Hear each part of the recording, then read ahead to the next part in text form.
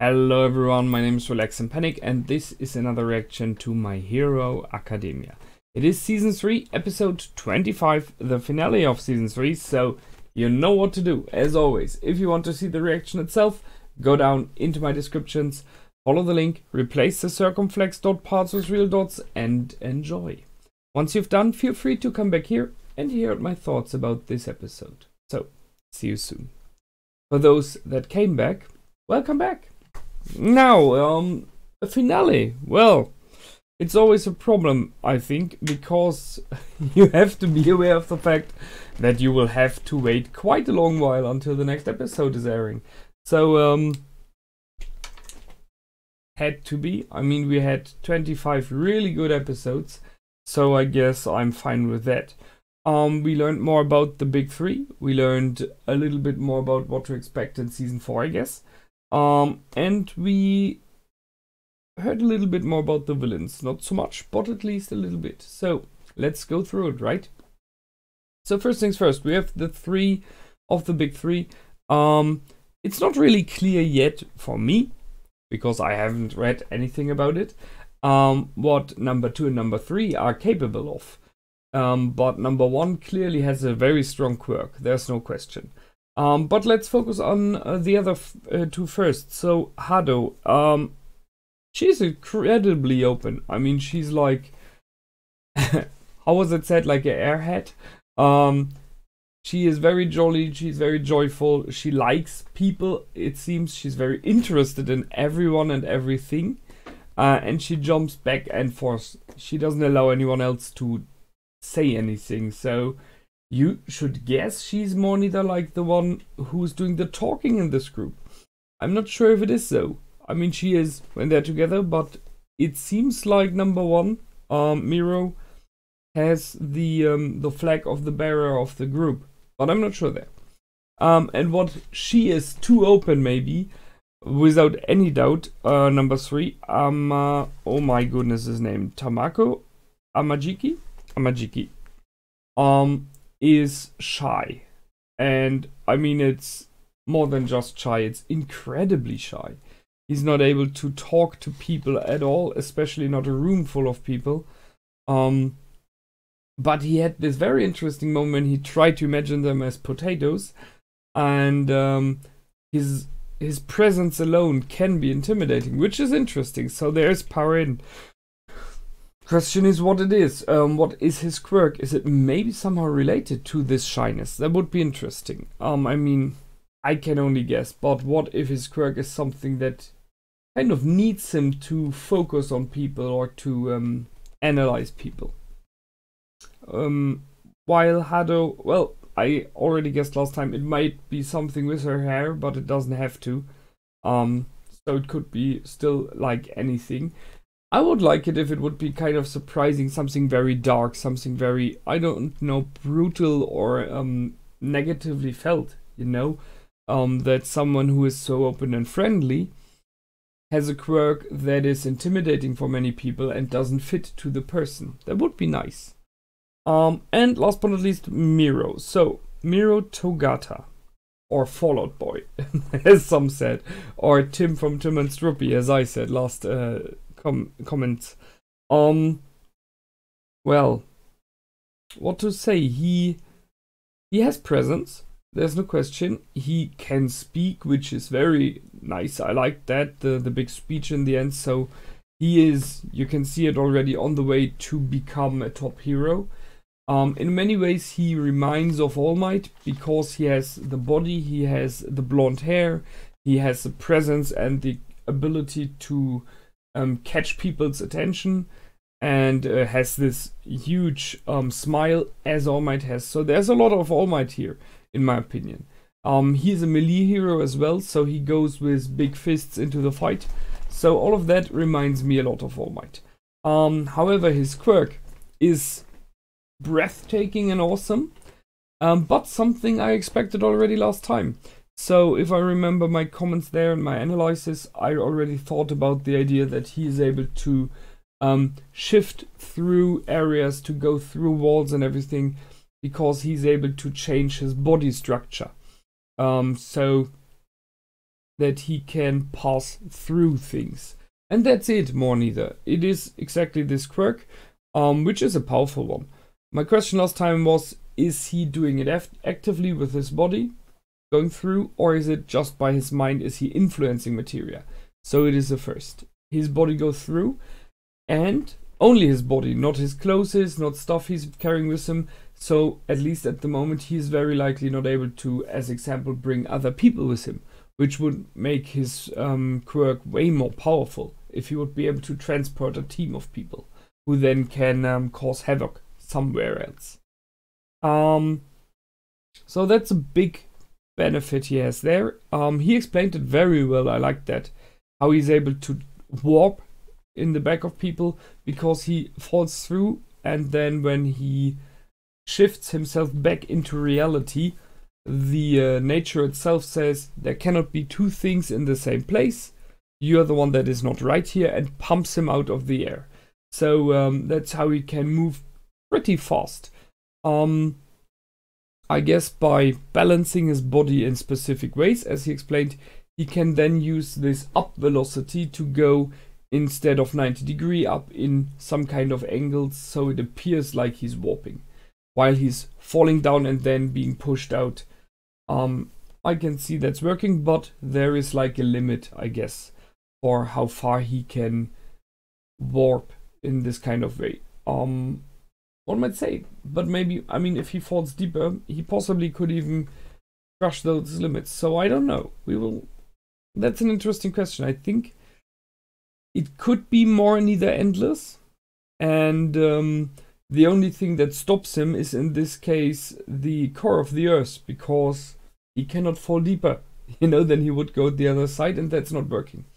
So powerful one. Just this warp ability is powerful, and then the fact that he uses his quirk for melee fights. No question there. If someone hits him, they will pass through because he just says you cannot hit me in this moment. And when he punches, he makes his fist and possibly his arm back into reality, and then he crushes the enemy with just normal powers he has. By the way, if he would combine those two usages of his quirk, that could be disastrous for enemies. Talking about going down below an enemy, and if this one hasn't moved yet, coming up with an uppercut with the velocity out of the earth that pumps him out, so he possibly would have a lot more power then. The thing is what he is hitting in this case, so it's very likely he will hit some areas you shouldn't do in a melee fight. But that's an option, just saying. He did this thing here, tried it to do to Midoriya. His arm went through, so he didn't really want to crush the eyeball or to pinch the eyeball. He would have had the option. I mean, that's a possibility he can do. But by doing so, he distracted Midoriya, in my opinion, and thus Midoriya wasn't able to react as fast as he would have liked. However, all of his quirk and melee is completely in the need of him thinking faster and reacting faster. He has a benefit with his quirk that he can, if he realizes he's being hit, can make the enemy pass through. And by doing so, the enemy will stumble and fall and everything. So that's a huge advantage. But as soon as you have a melee fighter who's really good at his job, like as example All Might, who's aware what your quirk is like and how it's working, if this melee fighter has good reflexes and is maybe better in melee than you, he might be able to beat you. Because whenever you try to punch, he will try to hit your hand and your arm. It's still not an easy thing, but I think there is an option to beat him there. The other thing which I already mentioned during the episode in the comments was about Invisible Girl. Well, she does not have very much screen time, which is funny because she's invisible, maybe she's there all the time. But this would have been an option for her. in my opinion, she is possibly one of the best counters for him. Because in this episode, when they were doing the fight, she was invisible, but she had on her school training dress. So she's not invisible. Her whole quirk is useless there. It's just inefficient. Instead, if she would have undressed and would have been completely invisible, he would have seen her. He wouldn't have seen her. He could not have hit her. And his goal was to take all of them out, which he couldn't do then. Additionally, we learned later on that he cannot hear while he is invisible, while he's in his quirk. So it's not only that she could be seen, he couldn't have hurt her, which was one of her major disadvantages. She has to be sneaky. She doesn't have to be with him. So that's one more. And then she could have just waited until he pops up in again and then just slap him, you know? Whatever. Just punch him with normal fists and jump away. Sure, he's a better melee fighter. He possibly would have caught her sooner or later. But this is an option they didn't go for. I see why they wanted to show his power. But I, in many ways, disagree with the one-sidedness of the fight. Yes, they were surprised, and yes, he's powerful and tough, but there are those in this group who would be able to counter him. They didn't, as example, use their heroes or students who were good at reconnaissance. There would have been options that they heard him being pumped out of the ground, something like rumbling in the ground and so on and so forth, stuff like that. It's a question what would happen if there would be an earthquake, and we know a character there who could create something like that while he's in the earth.